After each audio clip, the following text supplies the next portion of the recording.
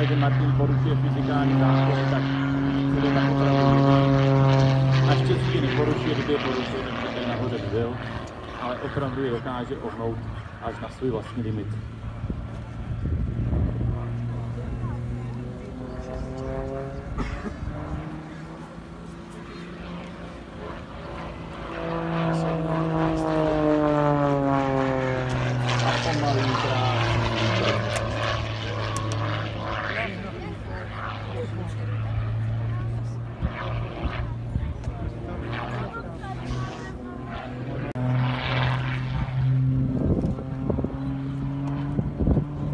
Vidíte, ukázka na jenom náš nejlepší pilot, ale je to jeden z nejlepších pilotů na světě. Kdo by byl na jakémkoliv jiném leteckém dni, třeba i v Americe, a ví výkony těch pilotů, tak opravdu Martinův výkon je o třídu výš, než cokoliv jiného, co kde uvidíte. Je velké štěstí, že se to můžete dívat právě tady na tom nádherném místě. A Drahánek za tohle perfektního počasí, který dneska panuje. Ano, žový let na závěr.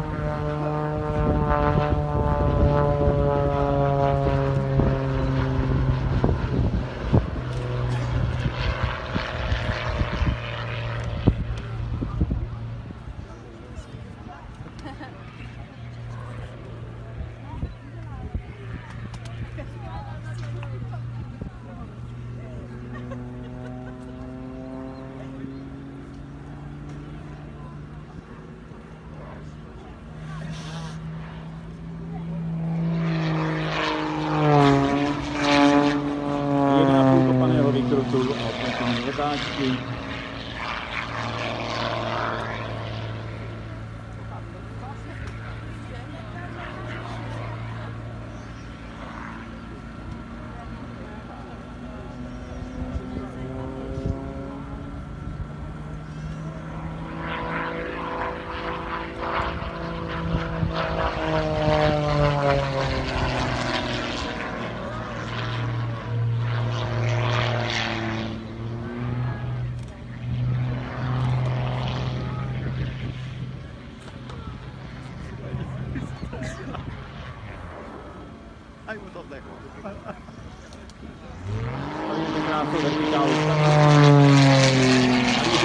Prvek, který vymysleli ti piloti, je to v podstatě autorotační prvek na vertikále, kdy se letadlo roztočí kolem všech sílos a potom se počká, až dojde kinetická energie a pak otočí už jenom motor a vrtule.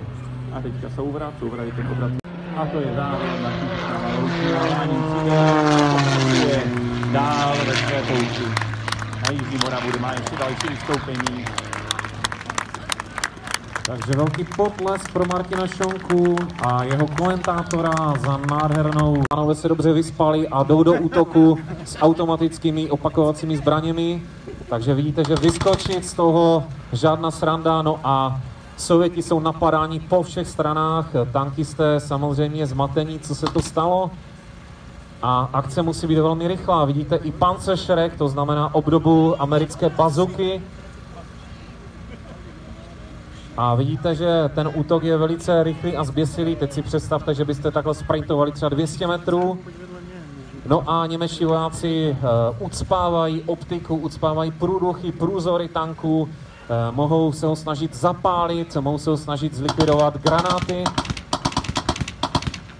No a použijou klíny, aby zablokovali věž, aby se nemohla otáčet, a teďka se snaží vlastně vypáčit ten průzor pomocí kladiva. Je to taková opravdu zběsilá akce, ale Němci mohou provést, protože vidí, že nikde jinde žádný další tank ani pěchota Sovětů není. Takže Němci obsazují tank, berou sovětského velitele do zajetí, nezabíjejí ho, protože se jim bude hodit z důvodu informací.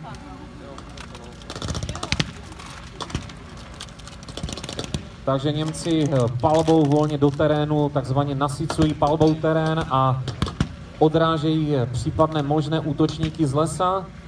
A tankisté jsou tedy odváděni do zajetí. Sovětská jednotka si průbojné granáty šetří na pancéřovou techniku nepřítele a vidíte, že poměrně netypicky výjíždí druhý tank T-34, tentokrát v německých službách. aby bránil přístup k německému obrannému uzlu.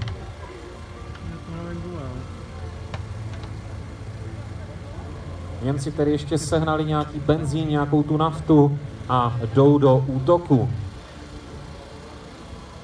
Jinak hodnocení německých tankistů vstříc tanků T-34 jsou taková různá.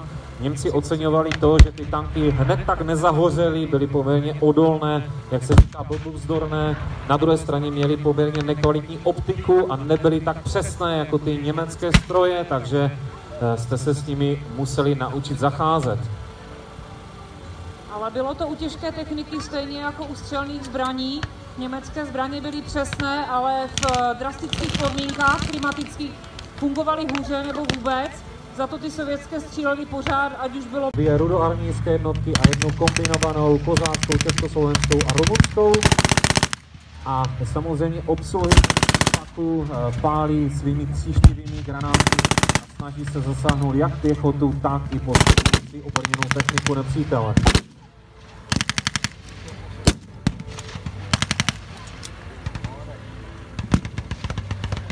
Takže vidíte fungování.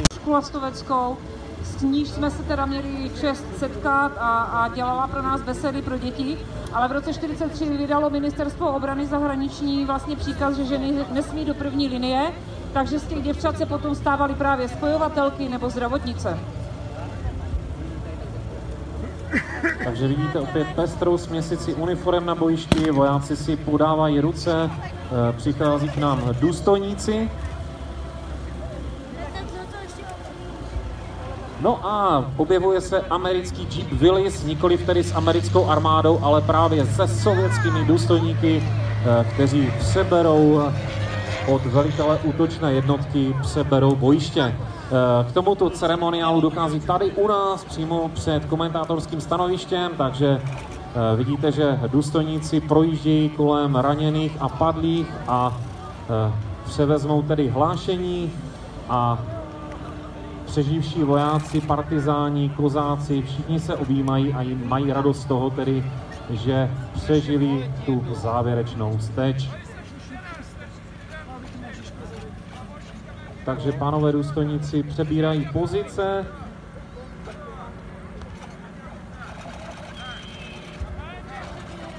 A tímto končí naše vojensko-historická ukázka Drahany 1945. Takže dámy a pánové, já poprosím o potlesk.